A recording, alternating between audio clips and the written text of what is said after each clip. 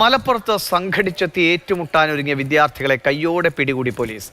മലപ്പുറം കോട്ടയ്ക്കൽ പുത്തൂർ ബൈപ്പാസിലാണ് സംഭവം. Maravattam grace Valley കോളേജിലെ വിദ്യാർത്ഥികളെയാണ് police കരുതൽ തടങ്കലിലാക്കിയത്. ഒരു കാറും 5 ബൈക്കുകളും പിടിച്ചെടുത്തിട്ടുണ്ട്.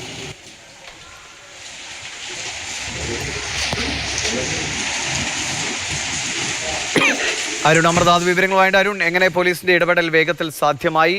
നമ്മൾ ദിനംപ്രതി എന്ന വണ്ണം ഈ വിദ്യാർത്ഥികളുടെ കൂട്ടേടി കണ്ടുകൊണ്ടിരിക്കുകയാണല്ലോ. അതെ ദിവിഷ്, അത്തരത്തിൽ ജൂനിയർ വിദ്യാർത്ഥികളെ ആക്രമിക്കാൻ പദ്ധതിയിട്ട വിദ്യാർത്ഥികളുടെ ശ്രമമാണ് പോലീസ് കയ്യോടെ തടഞ്ഞത്. പോലീസിന്റെ അവസരോചിത ഇടപെടൽ വലിയൊരു സംഘർഷം ഒഴിവാക്കി എന്ന് തന്നെ നമുക്ക് പറയാൻ സാധിക്കും. അതായത് ഈ മരവട്ടം ഗ്രേസ് വാലി കോളേജിലെ വിദ്യാർത്ഥികൾ നോമ്പ് തുറക്കലുമായി ബന്ധപ്പെട്ടുള്ള ഒരു പിരിവുണ്ടായിരുന്നു. ഇതിനെ ചൊല്ലിയുള്ള ഒരു തർക്കം സെക്കൻഡ് ഇയർ വിദ്യാർത്ഥികളും സീനിയർ വിദ്യാർത്ഥികളും തമ്മിൽ നടന്നിരുന്നു.